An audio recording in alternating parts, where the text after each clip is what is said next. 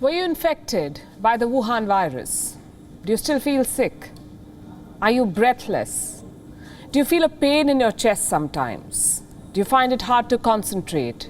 Are you losing hair? And most importantly, are you showing all of these symptoms several weeks after your diagnosis? If your answer is yes, chances are you have what is called long COVID. It's a condition that is being now classified as a disability.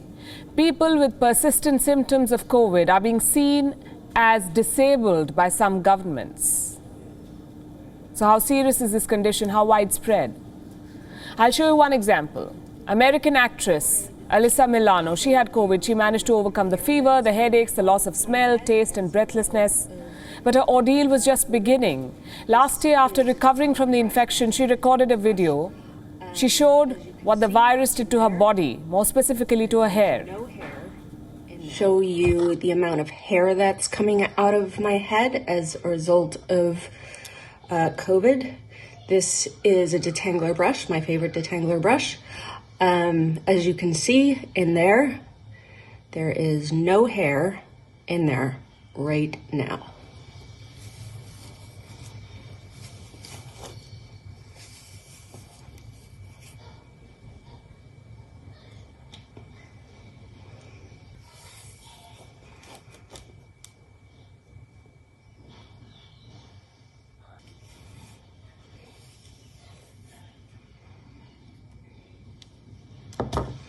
One brushing. This is my hair loss from COVID-19. Wear a damn mask. And this is not a beauty problem. This is a health issue. Doctors say this is what they call shock hair loss. The virus places so much stress on your body, mind and immune system that your hair begins to fall off.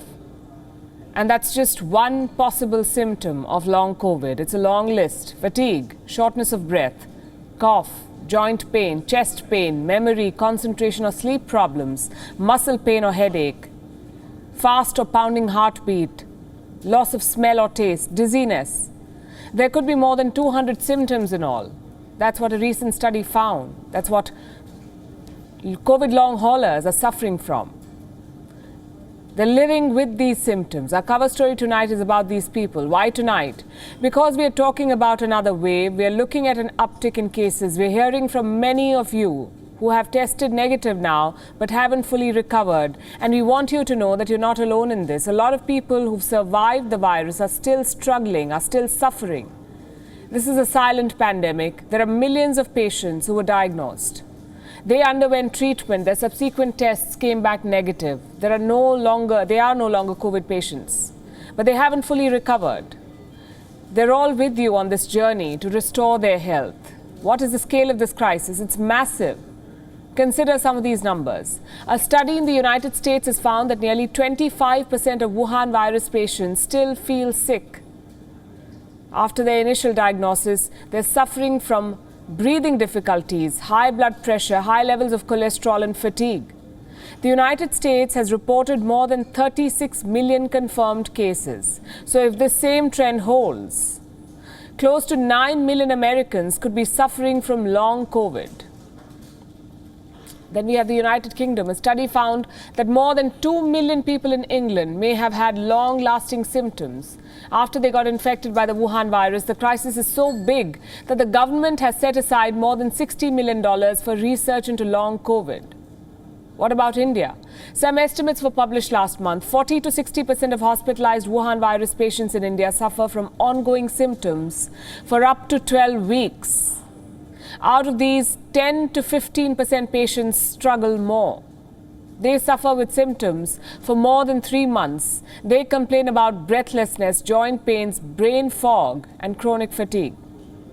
The United States, the United Kingdom, and India, these are among the worst affected countries in the world. And these are just 3 countries. Long COVID has affected people across the globe.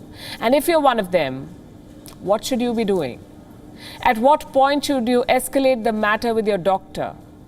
Are you going to live with these symptoms forever? Will they ease with time? Does it help to know that your case is not unique? Do doctors have solutions to long COVID? We've had these discussions in our newsroom because we too have patients of long COVID here. We took these questions to doctors from around the world. In the last 1 week, we've been gathering data and responses, and tonight we are ready to share them with you. Let me start with Dr. Michael Fertelman. He heads a COVID ward at a hospital in the UK. He is also treating patients of long COVID. He shared some anecdotal evidence with us. Dr. Fertelman says that 1 out of 20 patients are coming back for more care, 1 out of 20. Even after they have tested negative in their second test, even after a confirmed diagnosis, their symptoms range from mild to severe. Some of them are also reporting cardiac issues. It's difficult to estimate how many people have long-term effects of COVID. It's probably around 1 in 20. And those symptoms can be mild to very severe and debilitating.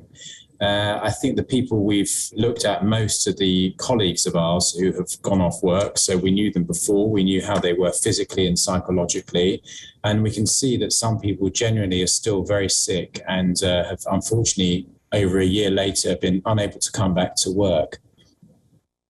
The main areas of long COVID, as it's called, are probably general symptoms. So feeling unwell, feeling tired, weakness, and then as you'd expect from an illness that affects the respiratory tract or the lungs, people develop ongoing cough and breathlessness. That can be a real problem.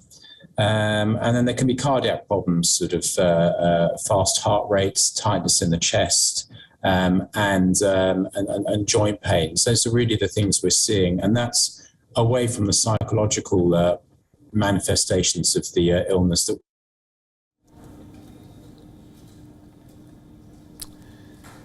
Physical problems, respiratory illness, cardiac ailments, even psychological issues. The virus is leaving no part of the body untouched. Do we have a cure for the long haulers?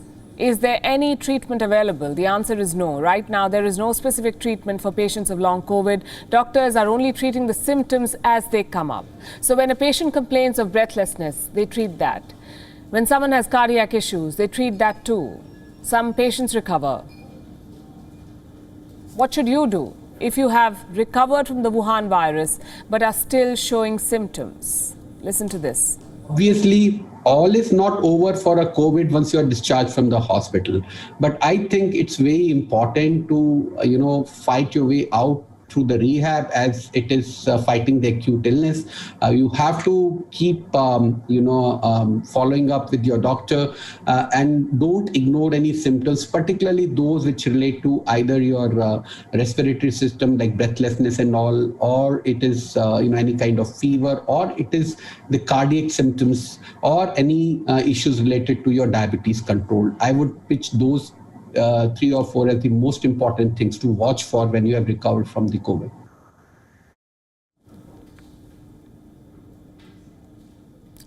But many seem resigned to the idea that they will suffer for life. The symptoms will never really leave them. Even governments and policymakers seem to be of this view. They're looking at disability benefits for patients of long COVID. The United States was the first to move in this direction. The government published a guidance last week. It recognizes patients with long COVID as disabled. It says they should qualify for disability benefits. What kind of patients are we talking about?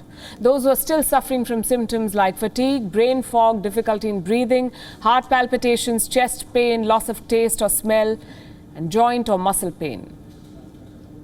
The Wuhan virus, you see, has infected more than 200 million people the world over. It has killed more than 4 million people, but those who have survived are still struggling.